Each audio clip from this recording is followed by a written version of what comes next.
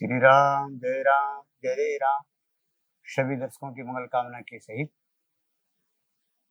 अगले संस्कार यज्ञ संस्कार पर जाते हैं। इससे पहले मैंने बताया गर्भाधान के जो रुकावट है उसके उपचार, और भागवत में 18वें अध्याय का 9वां श्लोक है, जो उत्तरा ने प्रार्थना की भगवान श्री कृष्ण से, पाई पाई महायोगिन देव देव जगतपते नान्यम तद भयम पश्य यत्र मृत्यु परस्परम श्लोक है। इसका पाठ करने से गर्भ की रक्षा होती है। यज्ञोपवीत संस्कार के बारे में बात है। देखो, यज्ञोपवीत संस्कार जो है ब्राह्मण क्षत्रिय वैश्यों के लिए है। बाकी शिखा जो है चोटी, वो सभी वर्णों के लिए। अगर आपने शिखा के ग्रंथि नहीं लगाई है, शिखा नहीं है और धोती नहीं पहने है, कच्छ नहीं लगाया है, तो जो आप मंत्र करते हो, जप करते हो, सब सारी पूजा पाठ निष्फल है, उनका फल नहीं मिलता। तिलक के बिना, शिखा के बिना और धोती या कच्छ निकालना, लांग निकालना, अंगूठी रखना इत्यादि, इनके बिना आप अपनी पूजा आराधना मंत्र जप उनका फल नहीं मिलता। ऐसा सुना है, ऐसा पढ़ा है। और जिन लोगों के लिए, ब्राह्मण क्षत्रिय वैश्यों के लिए यज्ञोपवीत के बिना उनके कोई जो वैदिक मंत्र पढ़ने का अधिकारी भी नहीं है और फल भी नहीं मिलता है। तो जिनको यज्ञोपवीत रखने का अधिकार नहीं है, वह पौराणिक मंत्र इत्यादि बीज मंत्रों तथा भगवान के नाम का संकीर्तन इत्यादि करके अपना कल्याण कर सकते हैं। उनको भी शिखा रखनी जरूरी है। शिखा और धोती, चोटी और धोती, कम से कम अपनी पूजा के समय में तो धोती जरूर रखें। शिखा के बिना आपका दान जप तप सब सारा निष्फल है, वो असुरों को प्राप्त होता है। अपना आसन होना चाहिए, अपनी माला होनी चाहिए, शिखा होनी चाहिए।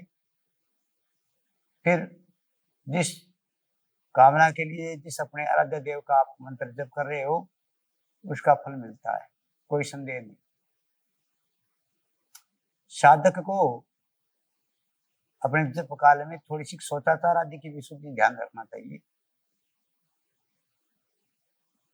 तो ब्राह्मण के लिए समय दिखाया है यज्ञोपवीत के लिए।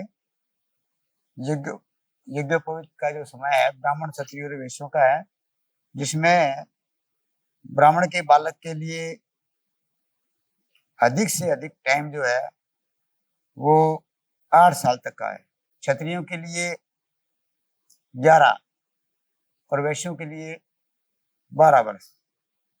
अगर अतिक्रमण हो तो ब्राह्मण का 16 वर्ष तक और क्षत्रियों का 22 वर्ष तक, वैश्य जाति के लिए 24 वर्ष तक यज्ञोपवीत हो जाना चाहिए। यज्ञोपवीत संस्कार का शुभ मुहूर्त होता है। आचार्य के द्वारा सांगोपांग विधि से यज्ञोपवीत संस्कार करें। यज्ञोपवीत अपने को इस बात का ध्यान रखवाता है, यज्ञोपवीत जिसमें 9 तंतु है, 3 ग्रंथि है। 3 ग्रंथि में ब्रह्मा विष्णु महेश देवता विराजमान है, और प्रथम तंतों में ओंकार, द्वितीय में अग्नि, सर्पान, सोम तथा पित्तर, प्रजापति, सप्तम तंतु अनिल, अष्टम तंतु सूर्यान, नवम तंतु विश्वान देवान, 9 तंतु में ये देवता विराजमान है। यज्ञोपवीत रखना चाहिए। यज्ञोपवीत करके अपने समय के अनुसार कम से कम त्रिकाल, 3 नहीं तो 2 संध्या बीजों के लिए बहुत जरूरी है।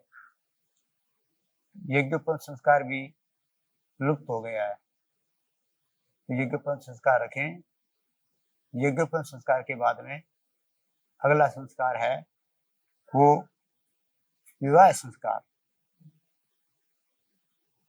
तो शास्त्रों में लिखा है कि धर्मेण अनंते ग्राह